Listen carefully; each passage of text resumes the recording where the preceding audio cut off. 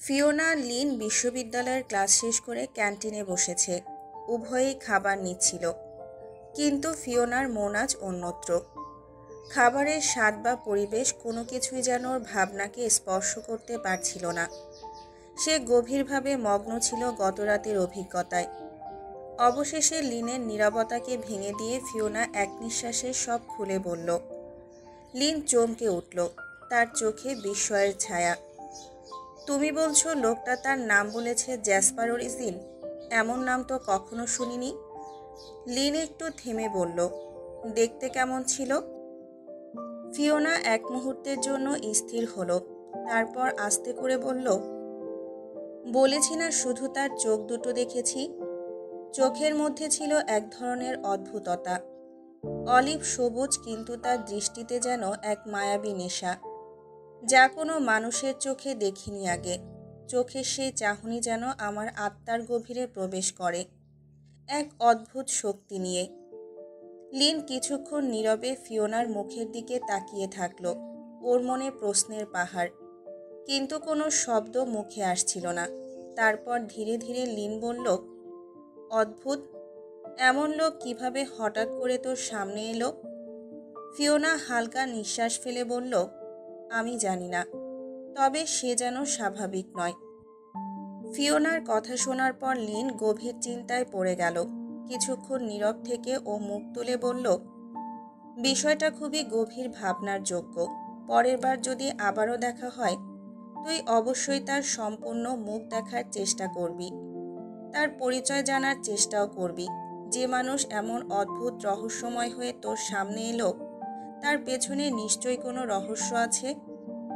Fiona মাথা নাড়ল, চোখে চিন্তার ছায়া, কিন্তু লিন দ্রুত তাকে সতর্ক করে দিল, তার কণ্ঠে এক ধরনের উদ্বেগের ছাপ। কিন্তু শোন, লিয়ার সাথে আর কোথাও যাস না। কাল রাতে যা ঘটেছে তা থেকে বুঝতে পারা যায় যে তোর জন্য একটা বড় বিপদ হতে পারত। ফিওনা লিনের দিকে তাকিয়ে রইল, ওর মনে অস্বস্তি ও কৌতূহল একসাথে। কিন্তু লিনের সতর্কবাণী ওকে নিঃশব্দে ভাবতে বাধ্য করল। ফিওনা ভার্সিটি থেকে ডরমিটরির দিকে ধীর পদক্ষেপে ফিরছিল, মনে হাজারো প্রশ্নের ভিড়। মাথায় তখনও ঘুরছে সেই রহস্যময় লোক, তার অদ্ভুত অলিভ গ্রিন চোখ। রুমে প্রবেশ করতেই ফিওনা দেখতে পেল লিয়া সবেমাত্র ফ্রেশ হয়ে বেরিয়েছে বাথরুম থেকে। আজ সকালে লিয়া রুমে ফিরেছিল, তখন ফিওনা গভীর ঘুমে আচ্ছন্ন। যখন ফিওনা ভার্সিটির উদ্দেশ্যে ঘুম থেকে উঠেছিল, তখন লিয়াকে নিজের বিছানায় শান্তিতে ঘুমিয়ে থাকতে দেখেছিল। লিয়া ফিওনাকে দেখে একটু অস্বস্তিতে পড়ে গেল। মুখে এক ধরনের অপরাধবোধের ছাপ নিয়ে ধীরে ধীরে এগিয়ে এসে বলল, ফিওনা, আমি সত্যিই দুঃখিত গতরাতের জন্য। তোমার কোনো বিপদ হতে পারত আমার সঙ্গ দিয়ে, আমি সেটা বুঝতে পারিনি। ফিওনা লিয়ার দিকে তাকিয়ে এক মুহূর্ত ভাবল, তারপর হালকা হেসে বলল, থাক, কোনো সমস্যা নেই। তুমি এমনটা তো আর ইচ্ছে করে করনি। লিয়ার মুখে স্বস্তির একটা ছাপ ফুটে উঠল, কিন্তু ফিওনার কিছুই বলল না। জ্যাসপার অরিজিনের কথা তার মনে থাকলেও সে একেবারের জন্য লিয়াকে সেই লোকটির ব্যাপারে কিছুই জানালো না। মনস্থির করে নিল এই রহস্য এখনও তার ভেতরে চেপে রাখা উচিত। ল্যাবের স্নিগ্ধ অথচ চাপা আলোয় বসে আছেন মিস্টার চেংশিং এবং ওয়াংলি। দুজনের চোখে গভীর মনোযোগ, চেহারায় অদ্ভুত দৃঢ়তা। অ্যাথিরিয়নের বন্দিত্ব তাদের গবেষণাগারের কেন্দ্রবিন্দুতে। একটা প্রাণশক্তি যা প্রকৃতির নিয়মকে চ্যালেঞ্জ জানায়, এমন কিছু যা তারা নিয়ন্ত্রণে আনতে চায়। তাদের প্রকল্প এখন একটা কঠিন পর্যায়ে। ড্রাগনটিকে অন্য কোথাও স্থানান্তর করা আবশ্যক। এই স্থানান্তর শুধু নিরাপত্তার জন্য নয়, এটি তাদের গবেষণার পরবর্তী ধাপ। মিস্টার চেংশিং নিজের লক্ষ্য নিয়ে গভীরভাবে ভাবছেন। অ্যাথিরিয়নের শক্তি, এর পূর্ণ সম্ভাবনা এখনও আমরা স্পর্শ করতে পারিনি।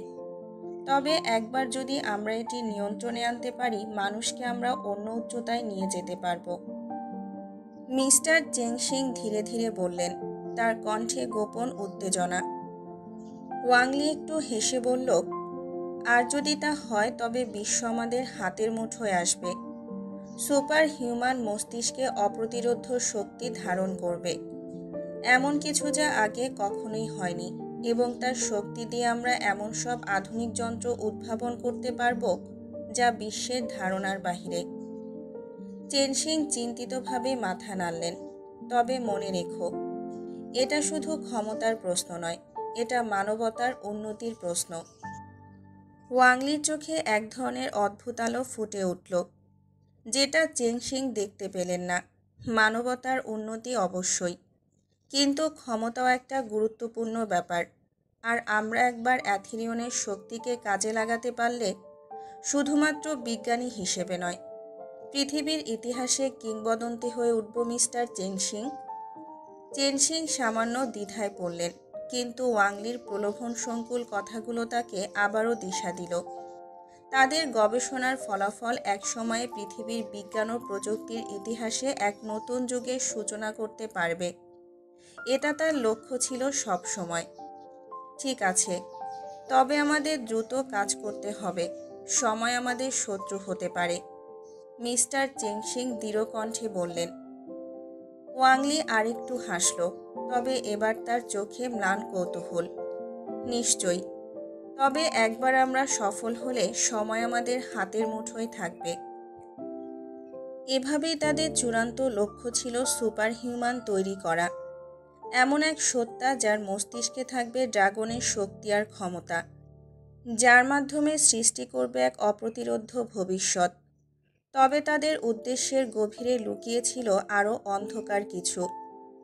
মিস্টার চেনশিং গভীর চিন্তায় নিমগ্ন থেকে হঠাৎই বলে উঠলেন, আচ্ছা, তবে সিক্রেট রুমের দরজাটা খোলা হোক। দেখতে হবে ড্রাগনটা এখন কী অবস্থায় আছে। ওয়াংলি দ্রুত বাধা দিলেন, তার মুখে এক ধরনের অস্বস্তি। আরে আরে, এখন দেখতে গেলে সমস্যা হতে পারে যদি ড্রাগনটা আমাদের উপর হামলা করে বসে। চেনশিং এক পলক তাকিয়ে রইলেন, তার কণ্ঠে দৃঢ়তা ফুটে উঠল। কিন্তু আমরা তোকে কেমিক্যাল দিয়ে নিস্তেজ করে রেখেছি, ওর কিছুই করার ক্ষমতা নেই। ওয়াংলি একটু হাসলেন, ঠোঁটের কোণে এক ধরনের ব্যঙ্গ। আপনার কি আমার উপর আস্থা নেই মিস্টার চেনশিং? চেনশিং কিছুক্ষণ চুপ থাকলেন, তারপর ধীরে ধীরে বললেন, আস্থা আছে বলেই তো তোমার সঙ্গে এত দূর এগিয়েছি। তবে নিশ্চিত হতে চাই, কারণ এখানে ছোট্ট একটা ভুলেরও কোনো সুযোগ নেই। ওয়াংলি মাথা নাড়লেন, তার ঠোঁটের হাসি আরও প্রশস্ত হলো।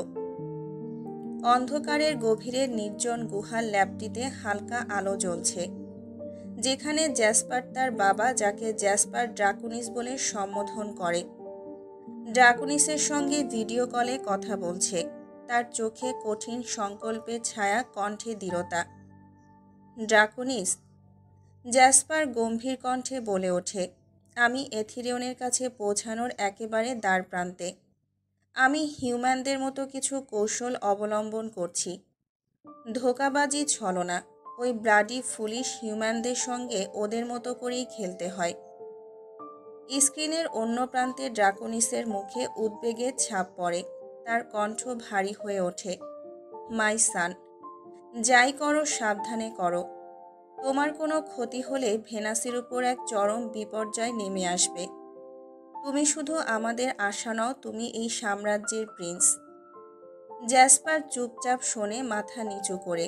কিছুক্ষণ ভাবনা চিন্তা করে, তারপর তার কণ্ঠে আরেকবার ভেসে আসে দৃঢ় প্রত্যয়। ড্রাকুনিস, আমি জানি আমার দায়িত্ব কি। আমি ব্যর্থ হব না। সন্ধ্যার আলোতে ফিওনা তার পড়াশোনার টেবিলের পাশে বসেছিল।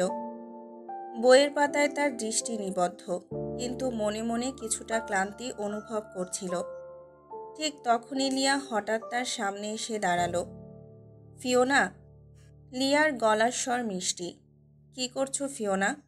চলো না, বাইরে থেকে একটু আইসক্রিম খেয়ে আসা যাক। ফিওনার মুখে এক চিলতে হাসি ফুটে উঠল। আইসক্রিম? সত্যি বলছো? কেন নয়? সে বলল উৎসাহিত হয়ে। অবশ্যই যাব।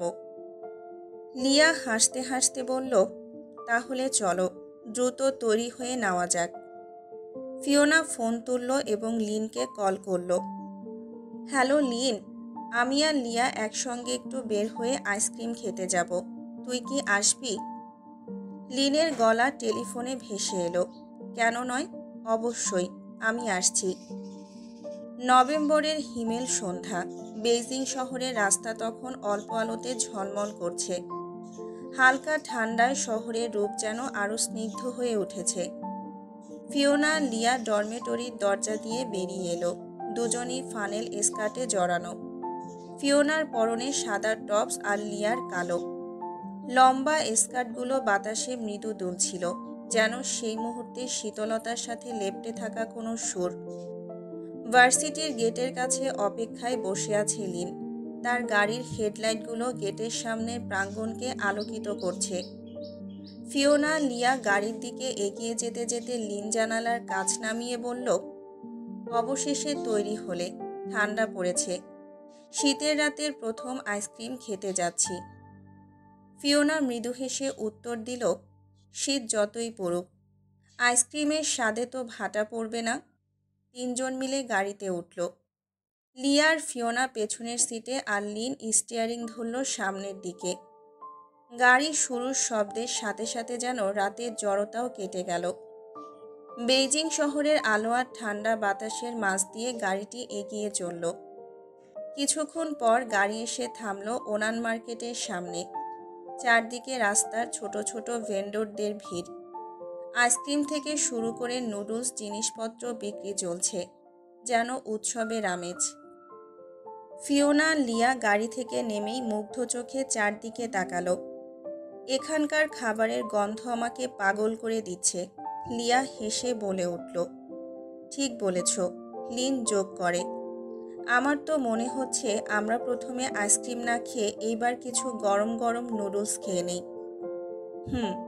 তোমার কথা শুনেই ক্ষুধা বেড়ে গেল।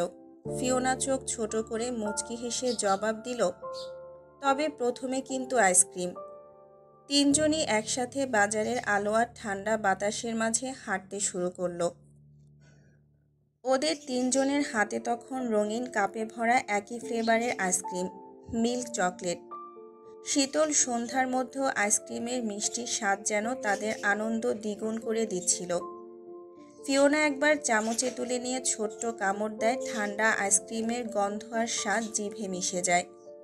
লিয়া লিনের কণ্ঠস্বর হাসি ঠাট্টায় ভাসছে, অথচ ফিওনার মন অদ্ভুতভাবে ছটফট করতে লাগলো। কিছু একটা যেন ঠিক নেই। কেউ ওকে দূর থেকে লক্ষ্য করছে। এই অস্বস্তিকর অনুভূতিটা তার বুকে হঠাৎই চাপ সৃষ্টি করলো। ফিওনা তীক্ষ্ণভাবে আশেপাশে তাকালো। ছোট দোকানগুলোতে আলোর ঝিলিমিলি, মানুষের ব্যস্ততা, কোলাহল। কিন্তু কোলাহলের মধ্যেও ফিওনা যেন একটা অদৃশ্য উপস্থিতি অনুভব করল। কারো দৃষ্টি ওর দিকে নিবদ্ধ, নীরব। তবুও তার অস্তিত্বকে অস্বীকার করা যায় না। ফিওনা, তুই কি দেখছিস? লিন তার কাঁধে আলতো স্পর্শ করে বলল, শোন, আমরা দুজন সামনের শোরুমটা একটু শপিং করতে যাচ্ছি। তুই কি আসবি? ফিওনা একটু চমকে উঠে হেসে বলল, না না, তোরা যা, আমি এখানে থাকছি। আইসক্রিমটা শেষ করতে চাই। লিয়া হেসে বলল, ঠিক আছে, তবে আমাদের দেরি করিস না। তুই একা থাকবি না বেশি সময়। আরে না, ফিওনা নিশ্চিন্ত ভঙ্গিতে উত্তর দিল, আমি এখানেই আছি, তোরা যা। লিয়া লিন চলে গেল সামনের শোরুমের দিকে। ফিওনা আবার চারপাশে তাকালো। মনে হলো ছায়ায় ঢাকা কোনো দৃষ্টি ওর প্রতিটা পদক্ষেপ অনুসরণ করছে। ফিওনা আইসক্রিমের স্বাদে ডুবে আছে। ঠান্ডা বাতাসে মিষ্টি অনুভূতি তার মনকে প্রশান্ত করছে। চারপাশের মানুষের কোলাহল তার কানে ধরা দিচ্ছে না, তারা যেন অদৃশ্য। ফিওনার মনোযোগ একমাত্র তার আইসক্রিমে। হঠাৎই পেছন থেকে একটা গম্ভীর কিন্তু মৃদু কণ্ঠ ভেসে এলো, যা তার প্রশান্তি ভেঙে দিল। আমাকে একটা আইসক্রিম খাওয়াবেন না? একাই খাবেন নাকি? ফিওনা চমকে ওঠে। হৃৎপিণ্ড মুহূর্তে দ্রুতগতিতে ধাক্কা দিতে শুরু করল। দ্রুত পেছনে ফিরে তাকায় এবং তখনই তাকে দেখতে পায়। সেই রহস্যময় পুরুষ যাকে সে আগেও দেখেছে। আজও তার মুখে মাস্ক, চোখে গাঢ় সানগ্লাস, এবার পরনে সাদা হুডি। আগের মতোই অদ্ভুতভাবে রহস্যময়, এবং তার উপস্থিতি যেন এক অজানা শীতলতা বয়ে আনে ফিওনার চারপাশে। ফিওনার গলা শুকিয়ে আসে, তবে সে নিজেকে স্থির রাখার চেষ্টা করে। তার কণ্ঠস্বর ধীর, তবে অভ্যন্তরের বিস্ময় স্পষ্ট। তুমি আবার এখানে? জ্যাসপার মৃদু হাসল, যা তার মাস্কের আড়ালেও অনুভব করা যায়। আচ্ছা, আজ তোমাকে আবার দেখার জন্য আসিনি, কিন্তু মনে হলো একা একা আইসক্রিম খাওয়াটা উচিত নয়, তাই ভাবলাম একটা অংশ চাইতে পারি। ফিওনা তাকিয়ে রইল, তার হাতের আইসক্রিমটা কিভাবে অদ্ভুতভাবে ভারী লাগছে। আপনি আসলে কে? এভাবে আমাকে ফলো করছেন কেন? জ্যাসপার সামান্য হেসে বলল, ফলো করছি না, দেখা হয়তো কাকতালীয়, তবে যদি আমাকে তুমি একটা আইসক্রিম খাওয়াতে চাও তবে সেটা আপত্তিকর হবে না। ফিওনার মনের ভেতরে এক ধরনের অস্থিরতা তৈরি হচ্ছে। তার সামনে দাঁড়ানো লোকটি যেন অন্য কোনো পৃথিবীর। তার উপস্থিতি ব্যাখ্যা করা যায় না, কিন্তু এড়িয়ে যাওয়া আরও অসম্ভব। ফিওনা সামান্য বিরক্তি আর বিস্ময় মিশ্রিত চোখে জ্যাসপারের দিকে তাকায়, কিন্তু তার ঠোঁটের কোণে এক চিলতে হাসি ফুটে ওঠে। সে ঠান্ডা কণ্ঠে বলল, আপনি আমাকে সেদিন বাঁচিয়েছিলেন, সেই কৃতজ্ঞতার সুবাদে একটা আইসক্রিম খাওয়াতেই পারি। তো বলুন, কোন ফ্লেভারের আইসক্রিম খাবেন? জ্যাসপার নিঃশব্দে কিছুক্ষণ ফিওনার দিকে তাকিয়ে থাকে। তার চোখে এক ধরনের খেলা ভর করেছে। অবশেষে তার ঠোঁট থেকে ধীরস্থিরভাবে বেরিয়ে আসে একটা শব্দ, ফিওনা। ফিওনা বিস্ময়ে থমকে দাঁড়ায়, তার কপাল ভাঁজ করে বলল, কি? জ্যাসপার মৃদু হেসে বলল, না মানে বলছিলাম, তোমার নাম ফিওনা, তাই তো? ফিওনা আরও অবাক হয়, তার নাম জানি অজানা লোকটা। এক মুহূর্ত চুপ থেকে সে বলল, হ্যাঁ, কিন্তু আপনি কিভাবে জানলেন? জ্যাসপারও নির্বিকার ভঙ্গিতে বলল, জানা তো গুরুত্বপূর্ণ নয়, আসল কথা হচ্ছে আমি চকলেট ফ্লেভারের আইসক্রিম খাবো। ফিওনা ঠান্ডা হাওয়ার সঙ্গে ঠোঁট কামড়ে ধরে। সেই শীতল অদ্ভুত আভাস আজও আছে লোকটির আচরণে। একটু ঠোঁট বাঁকিয়ে সে বলল, আচ্ছা, তবে আইসক্রিমটা খেতে হলে তো মুখের মাস্ক খুলতে হবে। জ্যাসপার তার সানগ্লাসের পেছনে লুকানো দৃষ্টিতে হাসল, যেন ফিওনার প্রস্তাবটি শুনে এক ধরনের অদ্ভুত আনন্দ পাচ্ছে, কিন্তু তার চোখের ভাষা অস্পষ্টই রয়ে গেল। জ্যাসপার এক পা সামনে এগিয়ে এসে ফিওনার দিকে তাকায়, তার ঠোঁটের কোণে এক ধরনের রহস্যময় হাসি খেলছে।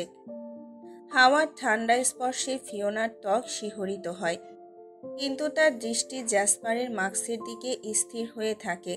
জ্যাসপারের স্বর আরও নিচু হয়ে যায়, তাতে যেন এক ধরনের চ্যালেঞ্জ লুকিয়ে আছে। তুমি আমার চেহারা দেখার জন্য বেশ কৌতূহলী, তাই না ফিওনা? লোকটি ফিসফিসিয়ে বলল, তার কথায় যেন এক ধরনের বিদ্রূপ ঝরে পড়ে। আচ্ছা, আমি তোমাকে আমার চেহারা দেখাবো, তবে একটা শর্ত আছে। ফিওনার ভ্রু কুঁচকে গেল। শর্ত? তার মনে একটা অস্বস্তি জন্মালো, কৌতূহল আরও জোরালো হলো। কি শর্ত? ফিওনা জিজ্ঞেস করল, কণ্ঠে একরকম সতর্ক বার্তা। জ্যাসপার থেমে হালকা হাসল, যেন শিকারীর মতো তার ফাঁদে কেউ পা দিতে যাচ্ছে। তোমাকে আমার সাথে বন্ধুত্ব করতে হবে, ও বলল। তার চোখের কোণে এক রহস্যময় উজ্জ্বলতা ঝিলিক দিয়ে উঠল। ফিওনা কিছুক্ষণ চুপ করে রইল। এই লোকের ইচ্ছেগুলো যেন ধোঁয়াশায় মোড়ানো। বন্ধুত্ব? এই অদ্ভুত লোকের সাথে বন্ধুত্ব? ফিওনার মনে নানা প্রশ্ন ভেসে উঠতে থাকলেও তার কৌতূহল তাকে আটকে রাখল। মাস্কের আড়ালে থাকা চেহারাটা দেখতে চাইছে সে, কিন্তু এর মূল্য কি? বন্ধুত্ব?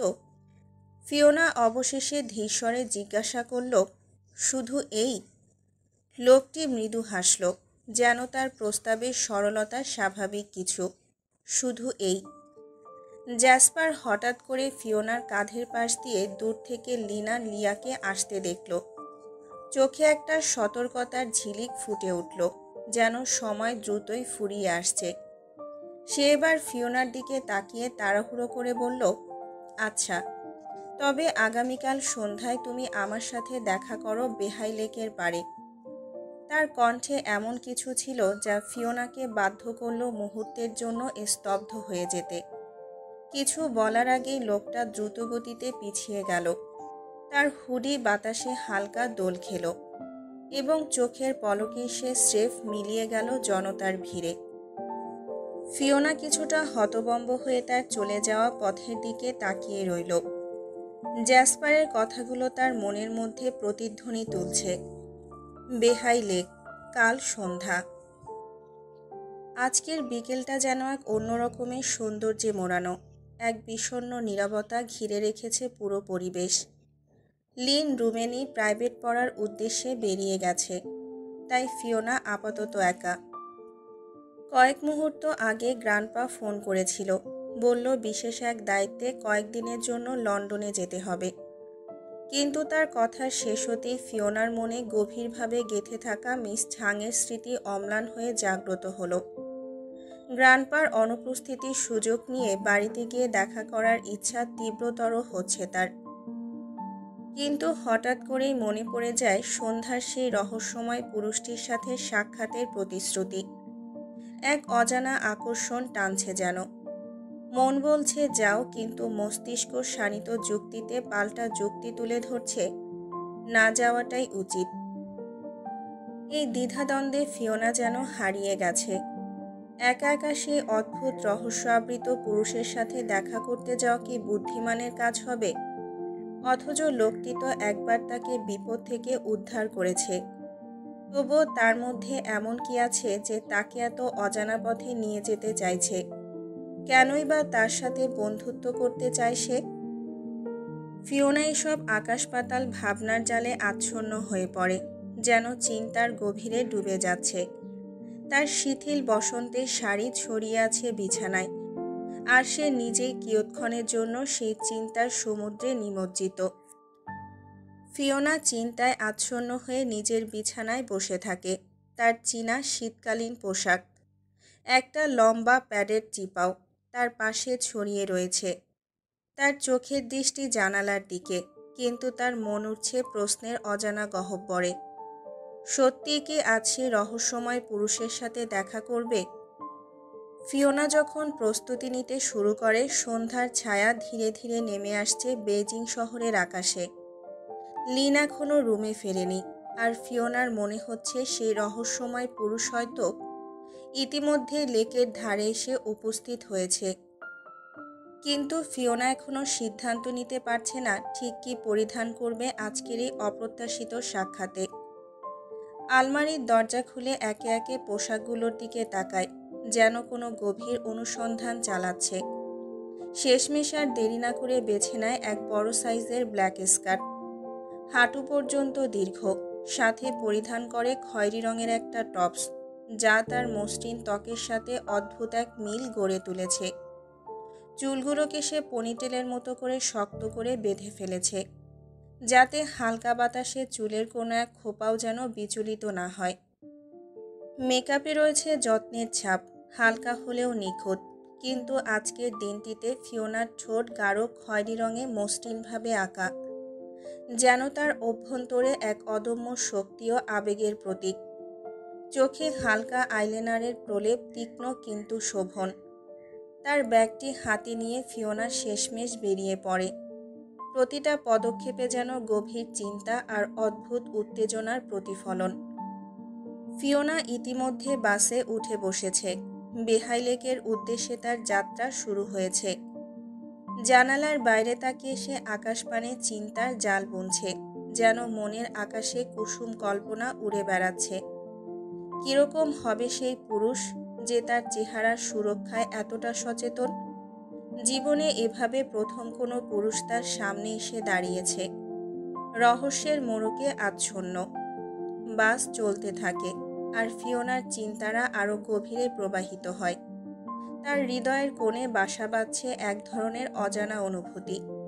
কি যেন অপেক্ষা করছে তার জন্য বেহাই লেকের তীরবর্তী সেই নির্জন স্থানটিতে। বাসের গতিতে জানালার বাইরে আলো আঁধারির খেলা, রাস্তাগুলোর পাশ দিয়ে ভেসে চলা দৃশ্যপট তার মনকে আরও বিস্তৃতি করে তুলছে। অন্যদিকে জ্যাসপার ইতিমধ্যেই বেহাই লেকের উত্তর প্রান্তে পৌঁছে গেছে, সেই বিশাল উইলো গাছের নিচে যেখানে প্রকৃতি যেন তার নিজস্ব ভাষায় কথা বলে। জ্যাসপার দাঁড়িয়ে আছে সেখানে। সন্ধ্যার আবছা আলোতে গাছের ডালগুলো নুয়ে পড়েছে, যেন তারা নিজেদেরকে লুকিয়ে রেখেছে। লেকের তীর বরাবর সাজানো লাইটগুলোর মৃদু আলোকছটা যা কুয়াশার মতো ছড়িয়ে পড়েছে এই পরিবেশের নির্জনতা আরও গভীর করেছে। জ্যাসপার অপেক্ষায় আছে চুপচাপ, তার চোখের দৃষ্টি লেকের ওপারে আটকে আছে। তার মনের মধ্যে দোলা দিচ্ছে নানা ভাবনা। নীরবতা ভেঙে ওঠে হালকা হাওয়ায়, কিন্তু সেই নীরবতার মধ্যেও তার মন যেন ফিওনার অপেক্ষায় একাগ্র। অবশেষে ফিওনা বাস থেকে নেমে পড়ে, লেকের প্রশান্ত পরিবেশের দিকে ধীর পদক্ষেপে এগিয়ে যেতে শুরু করে। কিন্তু তার মনের গহীনে ভর করছে এক গভীর প্রশ্ন। এত বিশাল লেকের কোথায় খুঁজে পাবে সেই রহস্যময় পুরুষকে? যেহেতু লোকটা নিজের পরিচয়ের সুরক্ষা নিয়ে এতটা সতর্ক, নিশ্চয়ই কোনো নির্জন স্থানে অপেক্ষা করবে সে। ফিওনার চোখ ঘোরাতে ঘোরাতে বেশ অনেকক্ষণ পর অবশেষে সে দেখতে পায় লেকের উত্তর প্রান্তে সেই উইলো গাছের নিচে দাঁড়িয়ে থাকা এক ব্যক্তিকে। লোকটি পেছন ফিরে দাঁড়িয়ে আছে, তার দীর্ঘদেহ থেকে ছড়িয়ে পড়া ছায়ায় যেন গাছে আঁকা হয়েছে এক অনন্য ছবি। ফিওনার মনের সঙ্গে সঙ্গে সাড়া দেয় সেই চেহারা।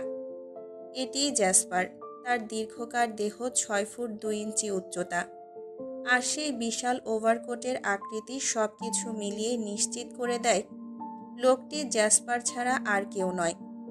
এক গাঢ় বাদামি রঙের ওভারকোট তার দেহের প্রতিটা রেখায় ছায়া ফেলেছে। কোটের পকেটে তার হাত দুটো গভীরভাবে ঢোকানো।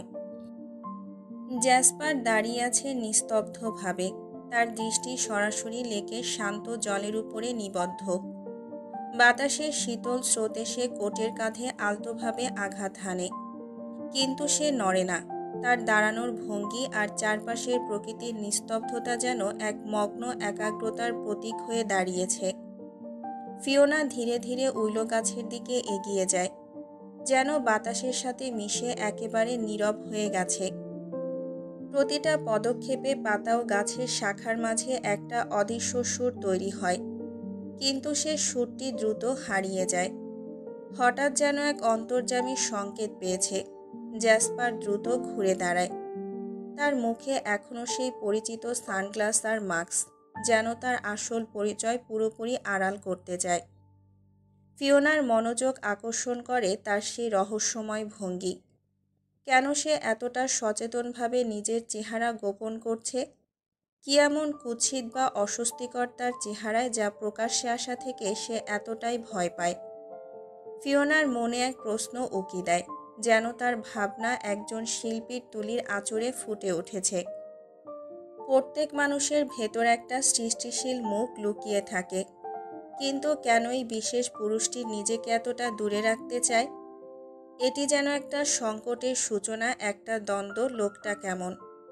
কেবল একটা মুখব্যয় নয়, তার আভা, তার ব্যক্তিত্বের গভীরতা, এগুলো কি তার ভেতরে কিছুর প্রতিফলন?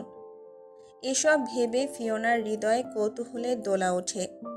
কিন্তু জ্যাসপারের এই অদ্ভুত অবস্থানের মধ্যে এক অদ্ভুত মায়ার স্পর্শ পাওয়া যায়। এটি কি এক রূপকথা? ফিওনা নিজে থেকেই প্রশ্ন করে। তার মুখ থেকে বেরিয়ে আসা নিঃশব্দ শ্বাস ফিওনার ভাবনাকে নতুন করে প্রসারিত করে। হ্যাঁ, তো এবার বলুন, আপনি আমার সাথে বন্ধুত্ব কেন করতে চান? ফিওনা প্রাঞ্জল কণ্ঠে প্রশ্ন করে, তার কৌতূহল যেন অতি তীব্র। প্রতিটা কথায় লুকিয়ে আছে এক রহস্যের ছায়া। এটা একটা রহস্য, আর ভেবে নাও তোমাকে প্রথম দেখে আমার অদ্ভুত রকম ভালো লাগা কাজ করেছে। জ্যাসপার একটু হাসে, কিন্তু তা খুব অল্প। আচ্ছা, আপনি নিজের চেহারা এইভাবে সবসময় ঢেকে রাখেন কেন? ফিওনার প্রশ্নের প্রতীক্ষায় থাকে। আজকে তো কথা দিয়েছিলেন আপনার মুখ প্রদর্শন করবেন, তাহলে করুন। হ্যাঁ করব, চোখ তো আগেই দেখেছিলে, জ্যাসপার বলল। তার কণ্ঠস্বরে একটা রহস্যময়তা বিরাজমান। ধীরে ধীরে সে সানগ্লাসটি খুলে ফেলে। সামনে আসে তার অলিভ গ্রিন চোখ, যা সন্ধ্যার লেকের আলোতে আরও জ্বলজ্বল করছে। যেন সেই চোখে ছড়িয়ে আছে গহীন এক সমুদ্রের গল্প। ফিওনা এক দৃষ্টিতে সেই চোখ জোড়াতে তাকিয়ে থাকে, যেন সময় থমকে গেছে আর চারপাশের জগৎ অদৃশ্য হয়ে গেছে। জ্যাসপারের মতোই যেন ওর চোখ জোড়া গভীর অরণ্যের মতো, অজানা রহস্যময়। জ্যাসপার কিছুক্ষণ নীরব থাকে। তার চোখে একটা উজ্জ্বল আলোক রশ্মির মতো প্রতিক্রিয়া দেখা যায়। মার্কস? ফিওনা মৃদু কণ্ঠে জানতে চায়, যেন তার সত্তা প্রবাহিত হয়ে গেছে। জ্যাসপার এক হাত দিয়ে টেনে নিজের মাস্ক খুলে ফেলে। হঠাৎ করেই ফিওনার সামনে ভেসে ওঠে তার মুখমণ্ডল, যেন আকাশের একটা অশ্রুতপূর্ব রত্ন। জ্যাসপার একজন সুঠাম যুবক, যার চেহারা একটা স্বাভাবিক আকর্ষণ ও গভীর রহস্যের আভাস বিরাজমান। তার ত্বক মসৃণ এবং সাদা, যেন শীতল চাঁদের আলোতে গঠিত একটা নিখুঁত পৃষ্ঠ। চোখ দুটো অলিভ গ্রিন, যেন গভীর বনভূমির রহস্যময়তা ধারণ করে। একটা দৃষ্টির সামান্য পরিবর্তনই তা উজ্জ্বল হয়ে ওঠে, অথবা অন্ধকারে লুকিয়ে যায়, যেন তার মনের অভিব্যক্তি প্রকাশ করে। জ্যাসপারের চোখের নিচে হালকা রেখা দৃশ্যমান, যা তার অভিজ্ঞতার গল্প বলে। এসব রেখা তাকে আরও আকর্ষণীয় করে তুলেছে, যেন প্রতিটা ভঙ্গিতে এক একটা নতুন রহস্যের সূচনা হয়। ঘন কালো চুলগুলি মৃদু ঢালু আকারে পেছনে আঁচড়ানো, যা তার মুখমণ্ডলকে সাহসী এক প্রান্ত দেয়। তার ঠোঁট পাতলা ও সৌম্য, একটা ধনুকের মতো বাঁকা। জ্যাসপারের পাতলা চিকন ঠোঁটগুলো একেবারে ড্রাগন ফলের মধ্যাংশের মতো, যার রঙিন ডনেলু দিয়ে সাজানো একটা সুরম্য বৈভবের সূচনা করে। সেগুলো গাঢ় বেগুনি ও গোলাপি রঙের মিশ্রণে যেন শোভা পাচ্ছে। অতিরিক্ত ফর্সা চেহারার সাথে তার ঠোঁটজোড়া যেন এক অদ্ভুত আবেদন তৈরি করছে। ফিওনার হৃদয়ে এক অদ্ভুত অনুভূতি উতলে ওঠে। সে উপলব্ধি করে এই সৌন্দর্য ভাষায় প্রকাশ করার মতো নয়। এমনকি তার নিজস্ব মনের কথা বলার সক্ষমতাও যেন হারিয়ে গেছে। তার চোখের গভীরে লুকিয়ে থাকা অলিভ গ্রিন রঙের তীক্ষ্ণতা যেন এক দৃষ্টির সম্মোহন তৈরি করেছে। মুখের গঠন তীক্ষ্ণ, উঁচু গালের হাড় এবং সোজা নাকের কারণে তার চেহারায় শক্তিশালী চরিত্রের পরিচয় ফুটে ওঠে। জ্যাসপার সাধারণ পোশাক পরলেও তার ব্যক্তিত্বের দীপ্তি যেন চারপাশের পৃথিবীকে আলোকিত করে। এই রহস্যময় যুবকটির উপস্থিতি যে কারো মনোযোগ আকর্ষণ করতে পারে। এটাই যেন তার সত্যিকারের গুণ। এই পুরুষটি কি সত্যিই পৃথিবীর? তার মনে প্রশ্ন জাগে। অথবা সে কি অন্য কোনো জগতের লোক? ফিওনা ভাবতে থাকে। তার সৌন্দর্য এবং কোমলতা একসাথে যেন নক্ষত্রমণ্ডলকে পেছনে ফেলে চলে যায়।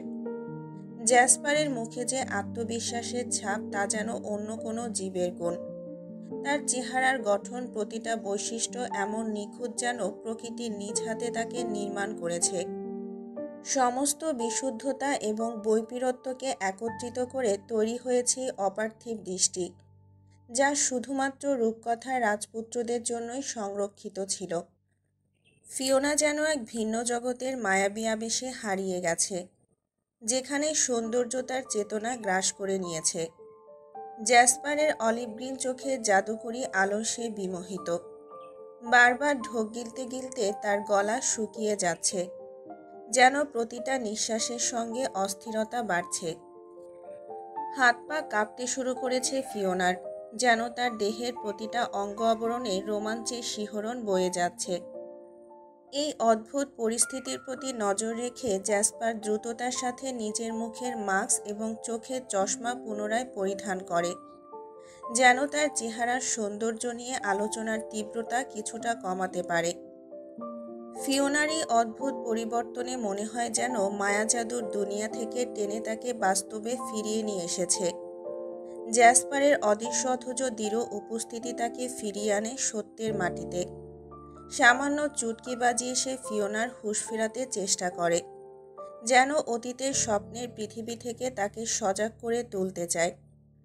ফিওনার মস্তিষ্কে আলোড়ন তুলে দিয়ে অন্ধকারে লুকিয়ে থাকা তার আবেগগুলোকে প্রকাশ করার সুযোগ দিচ্ছে। এই মহৎ যুবকের সৌন্দর্য যেন তাকে মন্ত্রমুগ্ধ করে রেখেছে। আর এখন সে বাস্তবের মুখোমুখি, প্রতিটা অনুভূতির পিঠে জেগে ওঠা অসংখ্য প্রশ্ন। এজন্যই বুঝি আপনি সবসময় আপনার চোখ মুখ ঢেকে রাখেন? ফিওনা কিছুটা মজার সুরেই বলল। খোলামেলাভাবে হাঁটলে আশেপাশের সব মেয়েরা নিশ্চয়ই হুমড়ি খেয়ে পড়বে। জ্যাসপারের মুখে একটা মৃদু হাসি ফুটে ওঠে, যেন এক রহস্যের ইঙ্গিত দেয়। তবে এবার বন্ধুত্বটা পাকাপোক্ত করা যাক, জ্যাসপার বলল নিজের হাত বাড়িয়ে। ফিওনাও স্বতঃস্ফূর্তভাবে তার সাথে হাত মেলায়, কিন্তু মুহূর্তেই হাত সরিয়ে নেয়। কারণ জ্যাসপারের গায়ের তাপমাত্রা ছিল অবিশ্বাস্য রকম উচ্চ, প্রায় 120 ডিগ্রি ফারেনহাইট। আপনার তো জ্বর এসেছে, ডক্টর দেখাননি? ফিওনা অবাক হয়ে জিজ্ঞেস করে। জ্যাসপার কিছুটা ভিমড়ি খেয়ে যায়। আসলে এটাই তো তার প্রকৃত তাপমাত্রা। সে যে মানব নয়, বরং একটা ড্রাগন, তা ভুলে গেছে। ড্রাগনের শরীরে তাপমাত্রা স্বাভাবিকভাবে এতটাই বেশি হয়। কিন্তু পৃথিবীতে আসার সময় জ্যাসপার বিশেষ একটা কেমিক্যাল ডোজ নিয়ে এসেছিল, যার নাম অ্যাসপিরাত। আজকে সেই বিশেষ কেমিক্যাল ডোজ নিতে ভুলে গিয়েছিল। এই মেডিসিনটি গ্রহণ করলে 24 ঘন্টা পর্যন্ত তার তাপমাত্রা স্বাভাবিক থাকে পৃথিবীর ন্যায়। এতটা জ্বর নিয়ে এখানে আসাটা কি সত্যি জরুরি ছিল? ফিওনা কিছুটা উদ্বেগে প্রশ্ন করে। সমস্যা নেই, জ্যাসপার হাসি মুখে উত্তর দেয়। ডক্টর দেখিয়েছি, মেডিসিন নিচ্ছি, বিশ্রাম করলেই সব ঠিক হয়ে যাবে। জ্যাসপার মনে মনে একটু চিন্তিত হয়। তবে তুমি আগে এটা বলো, আমার সাথে বন্ধুত্ব করতে রাজি কিনা? ফিওনা জ্যাসপারের দিকে তাকিয়ে একটা প্রশান্ত হাসি দেয়। হ্যাঁ, অবশ্যই। জানো, এই প্রথম আমার জীবনে কোনো পুরুষ বন্ধুত্বের হাত বাড়িয়ে দিতে চলেছে। এটা একটা বিশেষ মুহূর্ত। ফিওনা উল্লসিত হয়ে বলে, এখন থেকে আমরা বন্ধু। রাতের হিমেল বাতাসে ফিওনার শরীর কাঁপছিল। পাতলা টপসটি শীতের প্রকোপ থেকে তাকে কোনোভাবেই রক্ষা করতে পারছিল না। জ্যাসপার সেদিকে এক ঝলক তাকাতেই ফিওনার কম্পিত দেহ তার চোখ এড়ায় না। নির্লিপ্তভাবে নিজের ভারী বাদামি রঙের ওভারকোটটি খুলে ফিওনার দিকে বাড়িয়ে দেয়, যেন তার জন্য প্রতীক্ষিত আশ্রয়। ফিওনা প্রথমে কিছুটা দ্বিধায় পড়লেও কোটটির উষ্ণতা তার শীতার্ত দেহের প্রয়োজন পূরণের একমাত্র অবলম্বন মনে হয়। কোটটি কাঁধের উপর ফেলে শরীরে জড়াতেই তার নাকে মৃদু একটা অপার্থিব সুগন্ধি ঘ্রাণ লাগে। সুগন্ধিটি জ্যাসপারের মতোই অনন্য, স্যান্ডেল কাঠের মিষ্টি ও গভীর গন্ধ, যেন এক প্রাচীন এবং শক্তিশালী স্মৃতির অনুরণন, যা প্রতিটি শ্বাসে হৃদয়ের গভীরে পৌঁছে যায়। ফিওনার মনে হলো কোটের সাথে যেন সেই গোপন রহস্যময়তারও একটা অংশ সে জড়িয়ে নিয়েছে। কোটটি এতটা উষ্ণ ছিল যে ফিওনার সমস্ত ঠান্ডা যেন মুহূর্তেই গলে গেল। তার হৃদয় দ্রুত চলছিল, কিন্তু তা কি শীতের কারণে, নাকি কোটের সাথে মিশে থাকা সেই অতিজাগতিক সত্তার জন্য? ঠিক আছে, তবে চলো, তোমাকে বাসায় পৌঁছে দেই, জ্যাসপার বলল, এবং তারা গাড়ির দিকে এগিয়ে যায়। গাড়িটি ছিল একটা উজ্জ্বল সাদা রঙের কনভার্টিবল, যার ছাদটা খুলে দেওয়া যায়। ফিওনা গাড়ির সামনের সিটে বসে আছে আর জ্যাসপার সামনে ড্রাইভ করছে। গাড়ির দিকে জানালাগুলো খুলে দিয়ে বাতাসে হালকা সুরভি ছড়িয়ে পড়ে।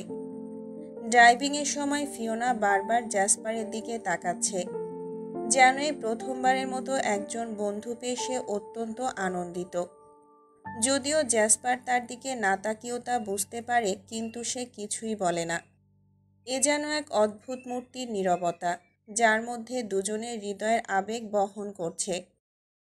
বিশ্ববিদ্যালয়ের সামনে এসে যখন গাড়িটি থামে, ফিওনা জ্যাসপারকে বিদায় জানিয়ে নেমে পড়ে। কিন্তু মনে হয় বিদায় বলার সময় যেন কিছু একটা প্রায় অসমাপ্ত রয়ে গেছে। আবার কিছু মনে পড়ে যাওয়ার মতো মুখ করে জানালার কাচের সামনে সে টোকা দেয়। আপনার সাথে যোগাযোগ করব কিভাবে? ফিওনা জানতে চায়। এটি নাও, জ্যাসপার বলে তার ইমেল আইডি দিয়ে। ফিওনা দ্রুত তথ্যটি মনে রাখে। ঠিক আছে, আমি আপনার সাথে যোগাযোগ করব, সে আশ্বাস দেয়। গাড়ির জানালা খুলে জ্যাসপার একটা রহস্যময় হাসি দিয়ে গাড়ি স্টার্ট করে। গাড়িটি দ্রুত গতিতে এগিয়ে চলে, যেন তাদের মধ্যে থাকা সম্পর্কের নতুন অধ্যায় শুরু হয়েছে, যা রহস্যের আভাস নিয়ে ভরা। ফিওনা গাড়ির পেছনে দাঁড়িয়ে তার মন খুঁজে পায় সেই স্বপ্নের মতো মুহূর্তগুলোকে, যেখানে বন্ধুত্বের সুবাস এবং অজানা আগ্রহের গন্ধ মিশে আছে। ফিওনার মনে হঠাৎ করে ঝলক দেয়, ও তো মিস ঝাংয়ের সাথে দেখা করতে যাবে। সে দ্রুত পদক্ষেপে বাড়ির দিকে বেরিয়ে পড়ে। গ্র্যান্ডপা অনুপস্থিত থাকার কারণে ফিওনার হৃদয়ে একটা শূন্যতা ছিল, তবে সে জানে যে মিস ঝাংয়ের সাথে দেখা করা তার জন্য কতটা জরুরি। বাড়ির ভেতরে প্রবেশ করে সে চারপাশে তাকায়, কিন্তু মিস ঝাংকে কোথাও দেখতে পাচ্ছে না। একটানা দৃষ্টিতে ঘরগুলো পর্যবেক্ষণ করতে করতে সে শেষ পর্যন্ত মিস ঝাংয়ের ঘরের দিকে পা বাড়ায়, অথচ সেখানে এক ভয়াবহ দৃশ্য তার সামনে এসে উপস্থিত হয়। মিস ঝাং অসুস্থ হয়ে গোঙাচ্ছে। ফিওনা চিৎকার করে তার দিকে ছুটে যায়। মিস ঝাং, আপনার কি হয়েছে? তার শঙ্কা আর উদ্বেগ অপ্রতিরোধ্য। অবস্থা দেখে বোঝা যায় মিস ঝাংয়ের শারীরিক পরিস্থিতি নিতান্তই খারাপ। আপনাকে তাড়াতাড়ি হাসপাতালে নিতে হবে, ফিওনা এক নিঃশ্বাসে বলে। সে সোজা দৌড়ে বাইরে বেরিয়ে যায় এবং দ্রুত একটা গাড়ি ডেকে হাসপাতালে পৌঁছায়। হাসপাতালের সাদা দেয়ালগুলো ফিওনার হৃদয়ে আরও একবার আতঙ্কের স্রোত প্রবাহিত করে। এখানে সবাই ব্যস্ত, একজন ডাক্তারকে ডাকতে থাকলেও মনে হয় সময় যেন থমকে গেছে। হঠাৎ হাসপাতালের সাদা আলোতে একটা ডাক্তারের গাঢ় পদক্ষেপ ফিওনার দৃষ্টি আকর্ষণ করে। তার মুখব্বয়টি ফিওনাকে দেখে কিছুটা অবাক হয়ে যায়, তবে সঙ্গে গুরুতর রোগীর কারণে দ্রুত তিনি নার্সদের ডাক দেন। পেশেন্টকে ভেতরে নিয়ে যেতে হবে। ফিওনার হৃদয়ে আতঙ্কের ঢেউ আসে। সে অশ্রুসজল চোখে ডাক্তারকে দেখে কাঁদতে শুরু করে। দয়া করে ডক্টর, মিস ঝাংকে সুস্থ করুন। তার কণ্ঠস্বরের অন্তরের কষ্টের এক বিপর্যয় চলছে, যেন সেই মুহূর্তে তার সমস্ত আশা ও প্রিয়জনের জন্য দুশ্চিন্তা মিলেমিশে একাকার হয়ে গেছে। শান্ত হন মিস ফিওনা, ডাক্তার মৃদু কণ্ঠে বলেন, কিন্তু তার গম্ভীর অভিব্যক্তি সব কিছু বোঝাতে সক্ষম। ফিওনা অবাক দৃষ্টিতে তাকিয়ে থাকে, মনে হয় সময় থমকে গেছে। Ellison Fiona, right? ডাক্তারটি বলল, আর তার মুখমণ্ডল থেকে মাস্ক খুলে ফেলে। ফিওনার মনের মধ্যে একটা অস্পষ্ট চিন্তা খেলে যায়। আপনি আমাকে কিভাবে চেনেন ডাক্তার? প্রশ্নটি তার কণ্ঠে কাঁপছে, অনুভূতি যেন এক অদৃশ্য প্রান্তে তাকে টেনে নিয়ে যাচ্ছে। মাস্ক খুলতে এক শিহরণ জাগানো মুখোশের পেছনে লুকিয়ে থাকা এক রূপবান যুবকের হাসি ধরা পড়ে। তার মুখব্বয় যেন স্বর্গীয় সৌন্দর্যের প্রতীক। Hi, I am Liu Zhan. ডক্টরটি উজ্জ্বল হাসি দিয়ে জানায়, মিস্টার ওয়াংলির একমাত্র নাতি। ফিওনা স্নিগ্ধ মিষ্টি স্বরে বলল, কিন্তু আমি তো আপনাকে আগে কখনো দেখিনি। আমি কিছুদিন হলোই হাসপাতালে যোগদান করেছি, কিন্তু আমার দাদা তোমার কথা আমাকে সব সময় বলে এবং তোমার ছবিও দেখিয়েছে। তোমার সম্পর্কে তার কথা শুনে মনে হয়েছে তুমি এক অসাধারণ রূপবতী নারী, কিন্তু তুমি তো আমার ধারণার থেকেও বেশি সুন্দর। ফিওনার মনের ভেতর সামান্য আবেগের তরঙ্গ খেলে যায়। লিউঝানের কথা যেন তার মনে এক নতুন আশার সঞ্চার করে। তবে তার মন আবারও মিস ঝাংয়ের অসুস্থতা নিয়ে চিন্তিত হয়ে পড়ে। কিন্তু মিস ঝাং কেমন আছেন? ফিওনা উদ্বেগের সঙ্গে প্রশ্ন করে। তুমি চিন্তা করো না, আমরা সব ধরনের যত্ন নেব। আমি অবশ্যই তাকে সুস্থ করে তুলব, সে তাকে আশ্বস্ত করে, যেন তার গলায় মাধুর্য ধরা। এটা বেইজিং মেডিকেল সেন্টার, লিউঝান উত্তর দিল। এখানে আমরা সবসময় রোগীদের সুস্থ করতে আপ্রাণ চেষ্টা করি। মিস ঝাংয়ের জন্য উদ্বেগ নিয়ে ফিওনা অপেক্ষা করতে থাকে, আশা এবং আকাঙ্ক্ষার মধ্যে দুলতে থাকে। মিস ঝাং এখন কিছুটা সুস্থ, কিন্তু মিনি স্ট্রোকের ফলে তার শরীরের দুর্বলতা এখনও স্পষ্ট। ফিওনা বাইরে একটা চেয়ারে বসে ভাবনায় মগ্ন। সেই সময় ডক্টর লিউঝাং একটা সুগন্ধি কফির কাপ হাতে নিয়ে ফিওনার সামনে উপস্থিত হয়। তার চোখের কোণে মৃদু একটা হাসি। এই কফিটা তোমার জন্য, সে বলে। কফির কাপে একটা স্নিগ্ধতা রয়েছে, যেন কফির গরম পরিবেশনা একে অন্যকে গেঁথে রাখে। তুমি ভালো অনুভব করবে বলে আশা করি। ফিওনা কফির দিকে তাকিয়ে এক নিমিষেই অনুভব করে তার স্বাদে আসার পরশ। ধন্যবাদ ডক্টর, আপনি আসার পর থেকেই আমার মনে একটু স্বস্তি এসেছে। তাহলে এবার বলো, কোন ভার্সিটিতে পড়ছো? লিউঝান আগ্রহ ভরে প্রশ্ন করে। আমি পিকিং ইউনিভার্সিটিতে পড়ছি, ফিওনা সোজা হয়ে বসে উত্তর দেয়।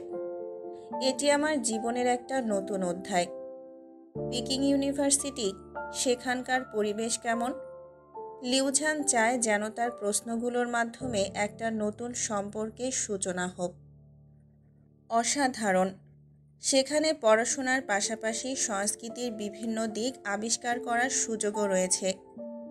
ফিওনার মনে পড়ে মাঝে মাঝে খুব চাপও অনুভব হয়। এটা খুবই স্বাভাবিক। আমরা যখন উচ্চাকাঙ্ক্ষী হই তখন চাপ আমাদের জীবনকে আক্রমণ করে।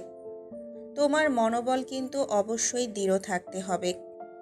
ফিওনা একটু হেসে উত্তর দেয়, আমার গ্র্যান্ডপা আমাকে সবসময় বলে, যখন কঠিন সময় আসবে তখন তুমি নিজেকে জোরদার করবে। তোমার গ্র্যান্ডপা মিস্টার চেন সিং, তিনি খুবই বিচক্ষণ। আশা করি তুমি তার শিক্ষাগুলো মেনে চলবে। লিউঝান উজ্জ্বল চোখে বলল, যেন একটা স্নেহের বন্ধন গড়ে উঠছে। কিছু সময়ের জন্য তারা দুজনেই একে অপরের সাথে আলাপচারিতা করে নিল।